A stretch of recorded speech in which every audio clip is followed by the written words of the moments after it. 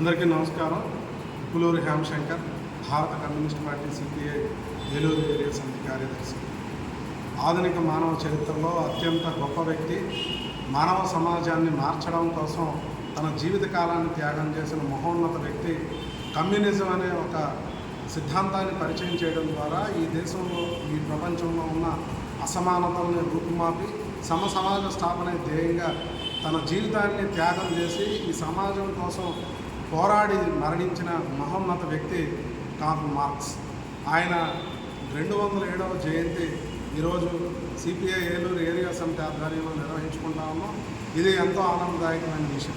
Karl Marx ఈ భూమి మీద మనుషులు ఎదుర్కొంటున్న అనేక సమస్యలకి పరిష్కారాన్ని కనుగొనడంలో, మనుషుల మధ్య అంతరాలను తగ్గించడం కోసం సమాజ స్థాపన నిర్మించడం ద్వారా సాటి మనిషిని ఇంకొకరు దోపిడీ చేయలేనటువంటి దోపిడీ రహిత సమాజాన్ని ఆయన ఆశయంగా పెట్టుకొని ఆ ఆశయాన్ని చేరడం కోసం ఒక అద్భుతమైన సిద్ధాంతాన్ని రూపొందించిన గొప్ప వ్యక్తి కార్ల్ మార్క్స్. ఎప్పుడో 1818 మే 5వ తేదీన ట్రయర్ పట్టణంలో జన్మించిన కార్ల్ మార్క్స్ అనేక ఇబ్బందుల్ని తన చిన్నతనంలో ఎదుర్కొన్నారు. ఆయన అనేక ఇబ్బందులను ఎదుర్కొనడంతో పాటు ఈ సమాజంలో జరుగుతున్నటువంటి మార్పుల్ని అంచనా వేసి ఈ సమాజం గురించి అధ్యయనం చేసిన ఎంతోమంది చరిత్రకారుల, శాస్త్రవేత్తల సిద్ధాంతాలను పరిగణలోకి తీసుకొని దాన్ని పరిశోధించి ఈ సమాజ మార్పునికి అవసరమై ఈ సమాజం ఒక సమానత్వంగా జీవించడానికి అవసరమైన మనిషికి కావాల్సినటువంటి గొప్ప సిద్ధాంతాన్ని రూపొందించడంలో కార్ల్ మార్క్స్ కృతకృత్యులయ్యారు. ఆయన రాసిన క్యాపిటల్ అనే గ్రంథం ప్రపంచవ్యాప్తంగా అనేక అత్యంత ప్రజాదరణ పొందింది.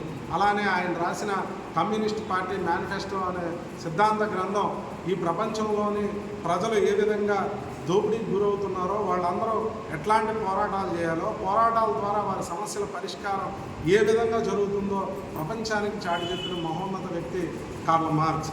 అలానే ఆయన స్నేహితుడు ఫ్రెడరిక్ ఏంగిల్స్తో కలిసి అనేక రచనలు ఈ ప్రపంచం గురించి రాసిన గొప్ప వ్యక్తి కార్ల్ మార్క్స్. ఆయన మరణించి 200 ఏళ్ళు పూర్తయినప్పటికీ ఆయన ఆశయాలు ఈనాటికి సజీవంగానే ఉన్నాయి.